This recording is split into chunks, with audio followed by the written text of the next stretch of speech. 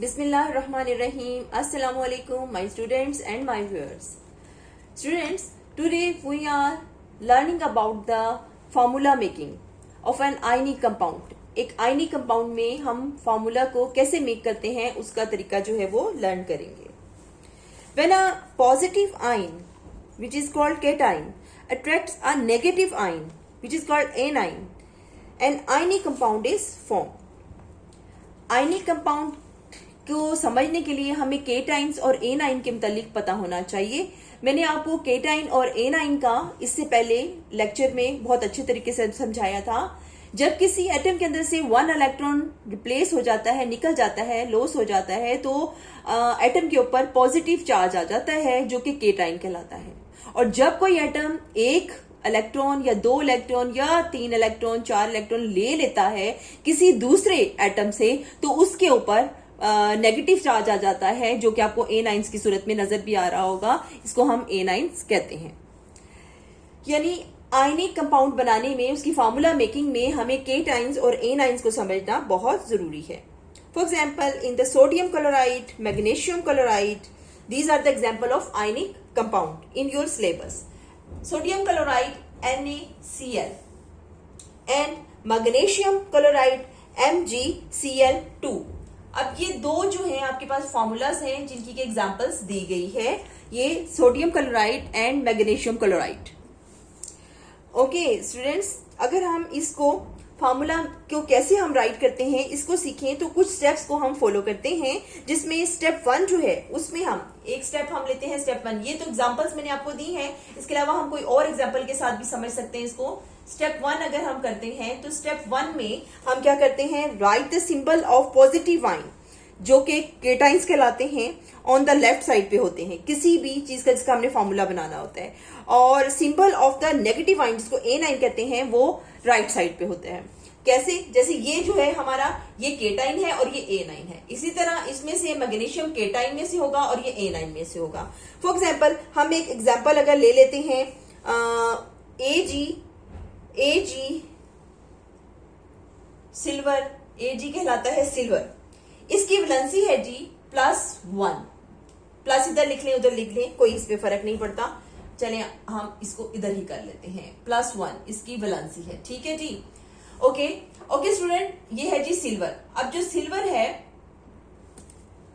इसके साथ हमने एक आयन मिलाना है जो कि सल्फाइड का आयन है. सल्फाइड जिसकी की वैलेंसी होती है 2.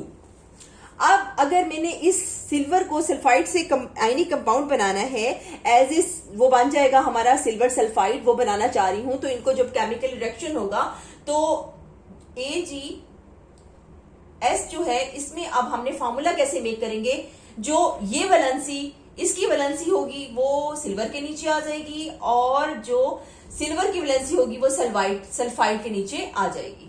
इसको हम लोअर साइड पे लिखते हैं. ये हमारा स्टेप 2 है फार्मूला मेकिंग में. फर्स्ट स्टेप ये है कि हम वैलेंसीज देखते हैं, जैसे कि वो क्या है, +1 सिल्वर की थी और सल्फाइड की थी -2. हमारा स्टेप 2 जो है, ये हमारा स्टेप 2 चल रहा है. स्टेप 2 में हम क्या करते हैं कि हम करते हैं वैलेंसीज को, put the number of valencies of each ion with its charges on its top right side.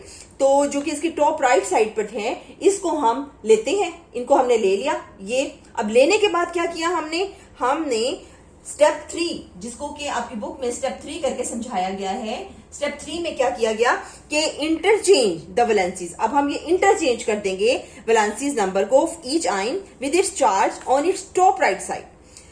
Interchange the valencies, जो कि हमने वैलेंसीज हैं उनको इंटरचेंज करना है of the both ions and write them on the lower side. वो जो ऊपर लिखी हुई वैलेंसीज थी उनको लोअर साइड पे अब हम लिखेंगे स्टेप 3 में. ओके जी.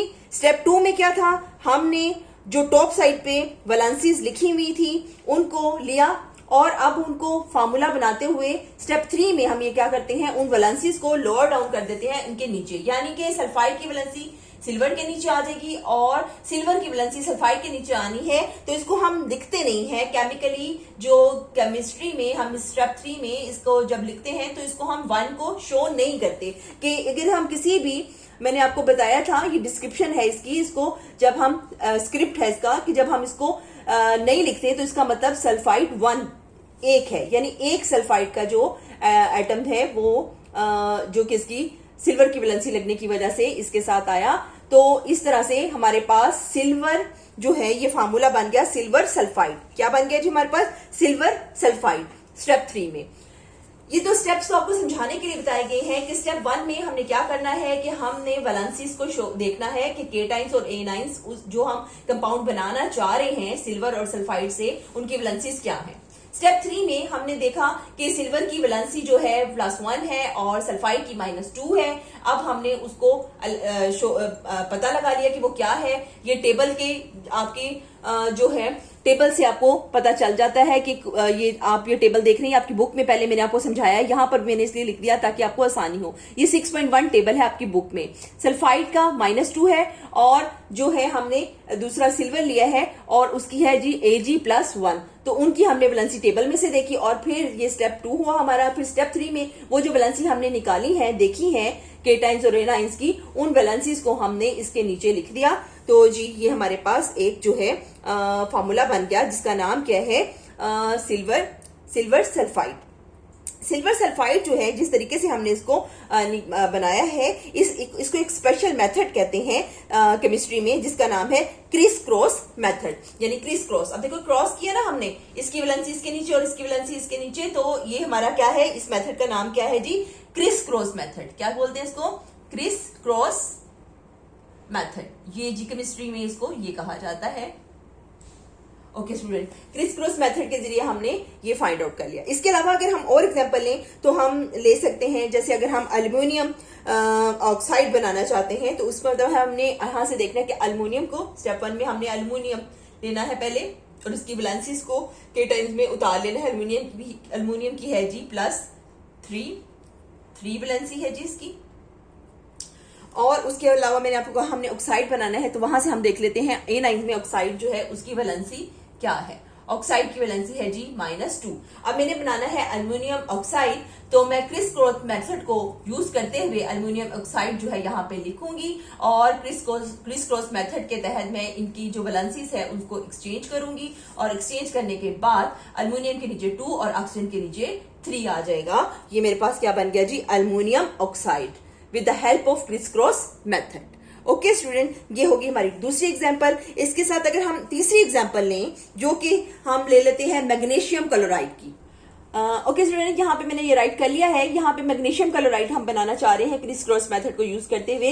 मैग्नीशियम की वैलेंसी हमारे पास है जी टेबल के मुताबिक, ये देखिए +2 इसकी वैलेंसी है केटाइन की। और A9 में क्लोराइड को आप देखें तो यहाँ पर ये क्लोराइड दिया गया है जिसकी वैलेंसी -1 है, वो हमने ऊपर लिखी मेथड स्टेप 1 में। स्टेप 2 में हमने इसको राइट डाउन किया इसके नीचे और इस तरह से हमने एक फार्मूला बना लिया जिसका नाम क्या होगा? Magnesium chloride. कैसे बना लिया? ये इसकी वैलेंसी इसके नीचे 1 आना चाहिए और मैग्नीशियम की वैलेंसी इसके नीचे क्या आना चाहिए जी?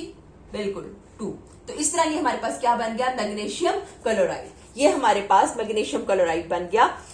इस तरह से जी स्टूडेंट हम केमिकल फार्मूलाज जो हैं आयनिक कंपाउंड के वो बनाते हैं केटाइंस और एनाइंस की हेल्प से। उम्मीद है आपको ये जो मेरा तरीका है बताने का, समझाने का अच्छे तरीके से समझ आया होगा और आपको पता चला होगा कि कैसे हम केमिकल फार्मूला जो है आयनिक कंपाउंड का बनाते हैं। इस तरह से आप किसी भी एटम का जिसकी आपको वैलेंसी पता हो, केटाइंस और एनाइंस पता हो, और डिफरेंट कंपाउंड जो है आप बना सकते हैं।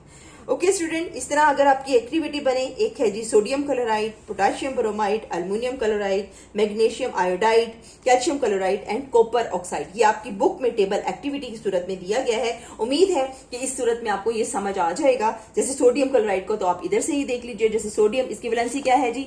+1 और क्लोराइड की -1। तो आप देखो दोनों ने एक दूसरे की वैलेंसीज को, एक दूसरे के चार्ज को कैंसिल आउट कर दिया। पॉजिटिव और नेगेटिव चार्ज जो है कट जाएंगे।